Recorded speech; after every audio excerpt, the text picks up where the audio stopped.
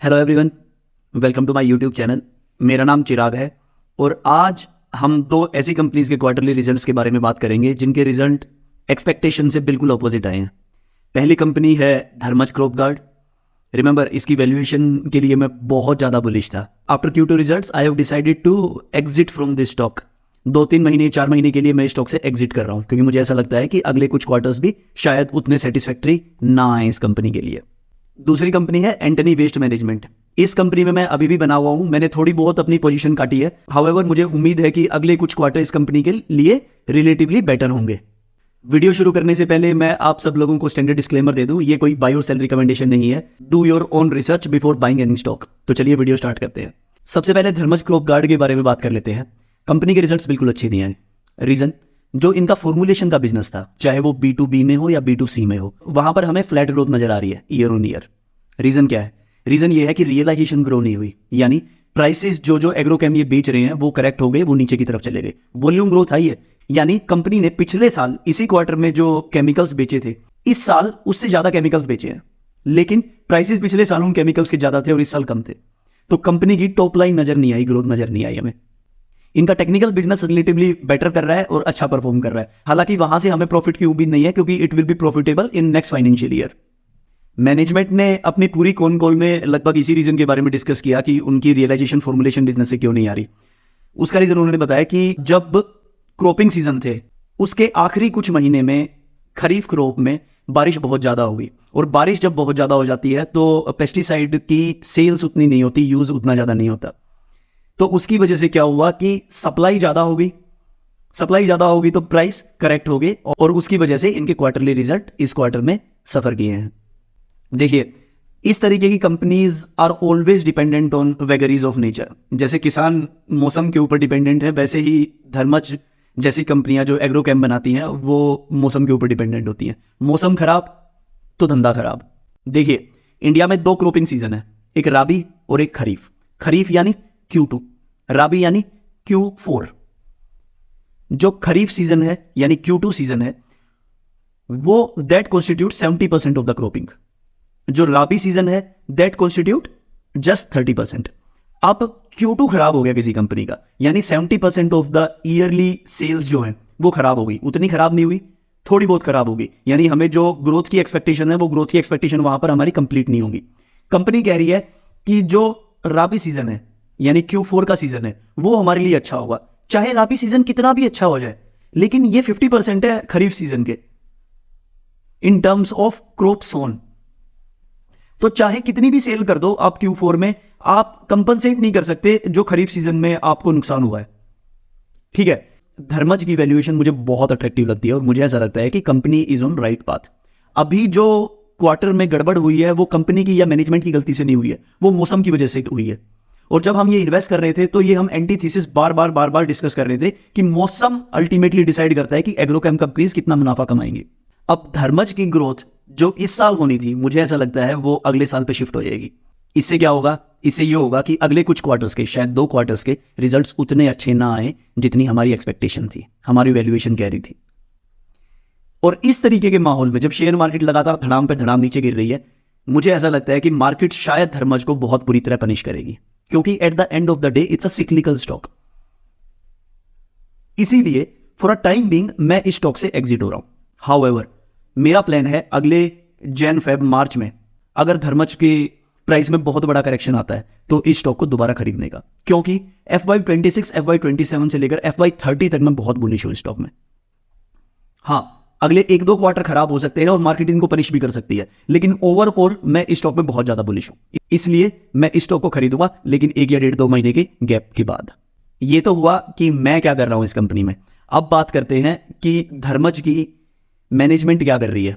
सबसे पहले branded formulation business के बारे में बात कर लेते हैं। कंपनी कह रही है कि 15% की वॉल्यूम ग्रोथ हम दिखा देंगे इस साल में। कंपनी कहती है कि अगर प्राइसेस स्टेबल हो गए तो हम B2B में शायद 25 से 30% भी कर दें। ठीक है, लेट्स सी कि प्राइसेस कितने करेक्ट होते हैं और ऊंट किस करवट पे बैठता है।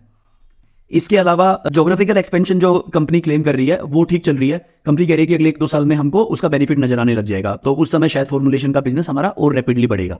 उसके बाद B2B बिजनेस में भी वही समस्या है, रियलाइजेशन नहीं बढ़ रही, वॉल्यूम ग्रोथ आ रही है। कंपनी कह रही है कि 10% रियलाइजेशन डाउन हो गई पिछले साल से।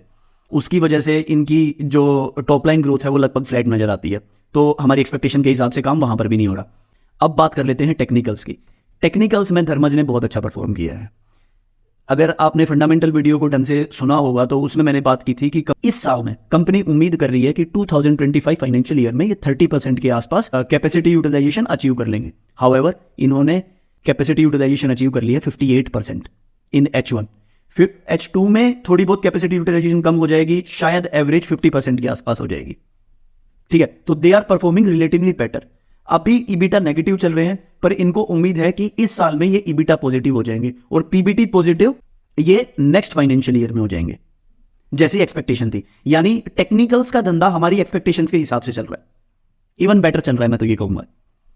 कंपनी ने ब्राजील में एक नई सब्सिडरी को रजिस्टर किया है और 5 से 6 नए फॉर्मुलेशंस को रजिस्ट्रेशन के लिए लगाया है। रजिस्ट्रेशन प्रोसेस आने में 1-2 साल लग जाते हैं, तो इसका बेनिफिट हमें 1 या 2 साल के बाद होगा। अब इस धंधे में इन्वेंट्री की समस्या होती है। रिमेंबर FY23 इसीलिए खराब हुआ था सभी कंपनीज का, क्योंकि इन्वेंट्री बिल्डअप हो गई थी।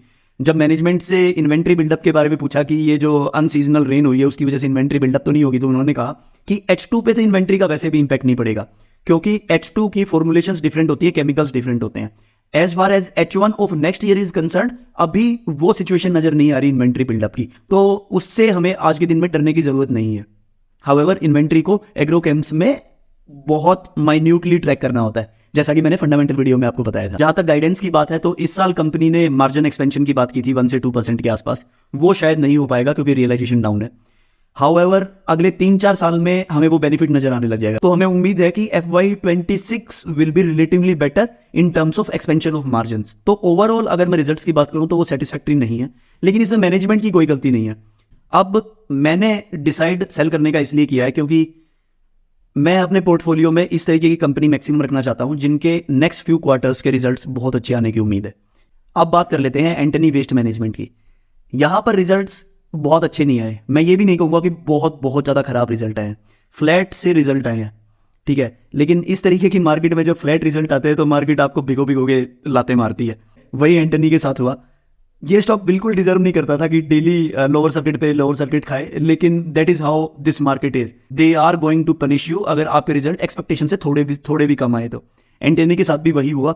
एंटनी की जो प्रोसेसिंग के रिजल्ट से वो बहुत सेटिस्फैक्टरी थी, क्योंकि वेस्ट टू एनर्जी का प्लांट काम करने लग गया। उसके बाद जो कंस्ट्रक्शन एंड डिब्री वाला काम है वो इन्होंने शुरू कर दिया और वहां से भी रेवेन्यू होने लगी। तो प्रोसेसिंग में इनकी जो रेवेन्यू ग्रोथ हुई है वो ईयर ऑन ईयर लगभग 20-22% के आसपास हुई है। ऑन द कॉन्ट्ररी जो CNT का बिजनेस है 60% ऑफ देयर रेवेन्यू, जो इनका लेगेसी बिजनेस कह सकते हैं, जहां पर ये कलेक्शन और ट्रांसपोर्टेशन करते हैं, सिंपल धंधा, कूड़ा उठाते हैं और उसको लैंडफिल्स तक लेके जाते हैं, उस धंधे में हमें ग्रोथ नजर नहीं आई, वो हमको फ्लैट नजर आए है। सबसे बड़ी समस्या यहां पर है। मैं तो ये कहूंगा वो ईयर ऑन ईयर खराब नजर आए, क्योंकि वहां पर वॉल्यूम ग्रोथ नजर ही नहीं आई। अब उसका रीजन जब कंपनी से पूछा गया कि ये रिजल्ट्स खराब क्यों नजर आ रहे हैं, तो उन्होंने कहा कि जो पिछला साल था Q2, वहां पर एक एस्केलेशन फीस उनको 13-14 करोड़ की एक्स्ट्रा मिली थी, जिसकी वजह से पिछले साल का Q2 ज्यादा नजर आ रहा है। और अगर पिछले साल का Q2 ज्यादा नजर आ रहा है तो इस साल का Q2 ऑब्वियसली थोड़ा खराब नजर आएगा। देखिए, there is a merit in their argument. मैंने फंडामेंटल वीडियो में भी बात करी थी कि इनके रेवेन्यूज ना बहुत चंकी हैं। ठीक है, एक बार आते हैं, एस्केलेशन फीस मिलती है जब बहुत ज्यादा रेवेन्यू नजर आता है। नेक्स्ट क्वार्टर में वो एस्केलेशन फीस नजर नहीं आती, तो उसकी वजह से हमको रेवेन्यूज कम नजर आते हैं, आर्टिफिशियली कम नजर आते हैं। ये समस्या है बिजनेस में, और वो समस्या नजर भी आ रही है। मार्केट ना बहुत सिंपल चीजों को बहुत ज्यादा पसंद करती है। जब भी चीजें कॉम्प्लेक्स हो जाती है, यहां पर अकाउंटिंग थोड़ी कॉम्प्लेक्स है, तो मार्केट उस चीज को अवॉइड करने लग जाती है, मार्केट उसको ज्यादा पनिश करती है इन कंपैरिजन टू सिंपल कंपनियां। इसके अलावा इन्होंने कुछ ऐसे प्रोजेक्ट्स हैं जिनको रिन्यू नहीं किया। Last year for example Mangalore का जो इनका CNT का प्रोजेक्ट था, वहां से रेवेन्यू आता था, लेकिन इस साल इन्होंने उस प्रोजेक्ट को रिन्यू ही नहीं किया, तो वहां से CNT का रेवेन्यू नहीं आया। लगभग 8-9 करोड़ का रेवेन्यू आना था, तो 13 करोड़ प्लस 9 करोड़, अगर इस नुकसान को हटा दिया जाए तो CNT ने भी ईयर ऑन ईयर कुछ ना कुछ ग्रोथ दिखाई है, बहुत ज्यादा सब्सटेंशियल नहीं, शायद 4 या 5% के आसपास। अब मैं क्या सोचता हूँ इस रिजल्ट के बारे में। देखिए भाई, एंटनी में इस तरीके की समस्याएं आगे भी होंगी, क्योंकि ये B2G बिजनेस है। मैंने फंडामेंटल थीसिस में जो एंटी थीसिस डिस्कस किए थे उसमें ये बात स्पेशली कहा था कि इस स्टॉक में अकाउंटिंग इश्यूज हैं, और अकाउंटिंग इश्यूज की वजह से हमारी रेवेन्यू हमें हमेशा सिक्लिकल नजर आएगी, चंकी नजर आएगी। कभी हमको रेवेन्यू बहुत ज़्यादा नजर आएगा, लेकिन नेक्स्ट ईयर में कंपनी अच्छा कर रही है, बहुत अच्छा कर रही है, लेकिन रेवेन्यू हमें कम नजर आएगा। एग्जैक्टली वही हुआ है। तो इस कंपनी में अगर आपको बने रहना है तो इस स्पीड ब्रेकर्स की आदत डाल लीजिए, ऐसा होगा। मुझे ऐसा लगता है कि गोइंग फॉरवर्ड इनका जो कंस्ट्रक्शन एंड डिब्रीज का धंधा है वो पिकअप करेगा। उसके बाद जो इनका सिडको बायोमाइनिंग का प्रोजेक्ट है वहाँ से कुछ रेवेन्यू आएगा।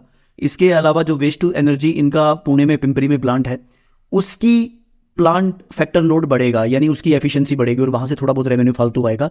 इसके अलावा जो इनका पनवेल का प्रोजेक्ट है वो नेक्स्ट फाइनेंशियल ईयर से शुरू हो जाएगा।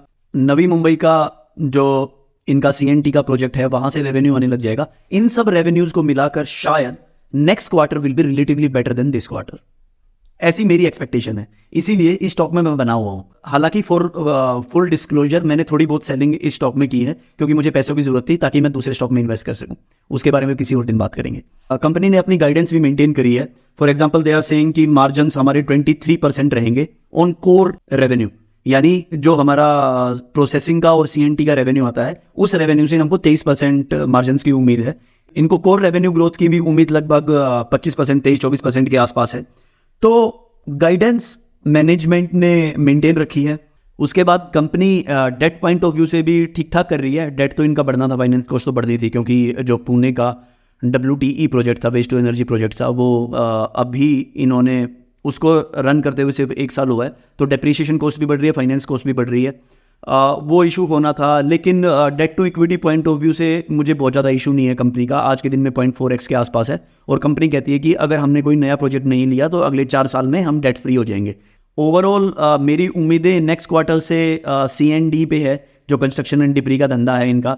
वहाँ से उम्मीद है कि हर ईयर 30 करोड़ के आसपास बिजनेस आएगा। लेकिन इस साल ये प्रोजेक्ट अगस्त में शुरू हुआ है और मॉनसून के टाइम पे बहुत अच्छा परफॉर्म नहीं करता ये, तो इस साल हो सकता है हमें सिर्फ 9 महीने के आसपास के रेवेन्यू नजर आए। सिडको बायोमाइनिंग से 35 से 40 करोड़ के आसपास रेवेन्यू आ जाएगा। रैंप अप शुरू होगा सिडको बायोमाइनिंग का from second half of the financial year.